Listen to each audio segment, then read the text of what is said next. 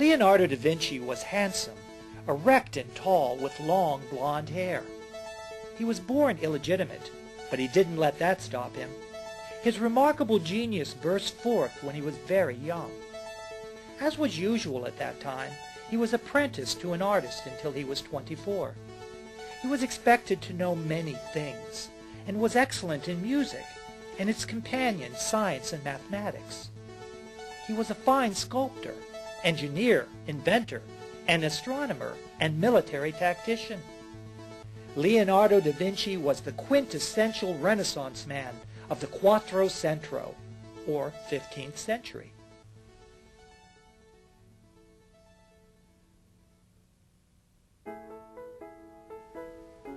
Da Vinci was a painter such as the world had never seen. In his Annunciation, he created a light effect.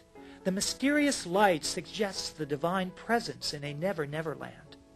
An angel wears an accurate depiction of birds' wings based on his detailed studies of birds. The density of air currents, lights and shadows so subtle as to be barely perceptible. Leonardo da Vinci made great use of chiaroscuro, which is the play of light and dark and shadows. He said to other painters, "Be careful to see that among the shadows there are other shadows." In Leonardo's The Virgin of the Rocks, he uses his favorite composition, the triangle.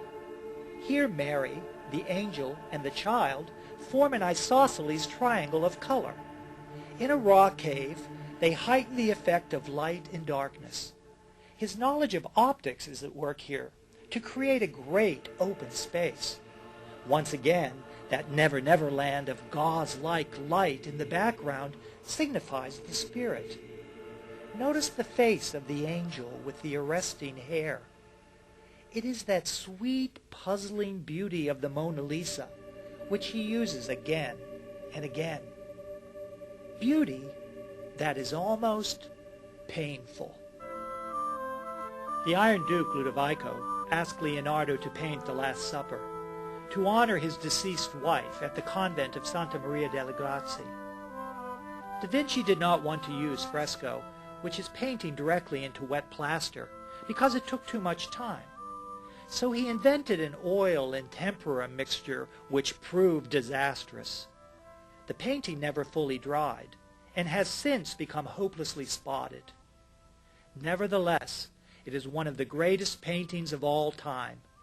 It is a perfect composition in triangle, in which all lines go directly to the right eye of Christ, who has just told the supper guests, "One among you shall betray me." The majestic and somber room adds to the drama. Christ alone is serene. Behind him is that gauzy never-never land light again. Everyone else is animated in shock. Leonardo said, "The painter should notice the sudden gestures which people make without thinking, when moved by strong sentiments." Not long afterward, Ludovico lost his sovereignty over Milan. He was chased out of power by Louis XII of France, and da Vinci wandered from city to city until he wound up again in Florence.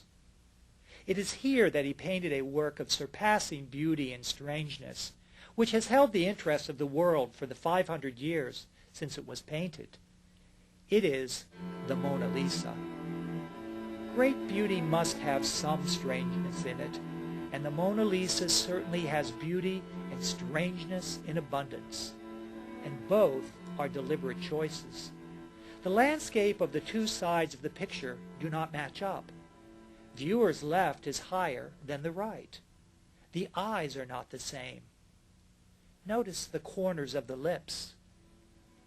One side curls, and one side does not. So subtle are these asymmetrical parts that they present the viewer with a mystery. The Mona Lisa has an inner secret that we cannot unravel. She stares with an inner life that we have never seen before in a picture, ancient or modern.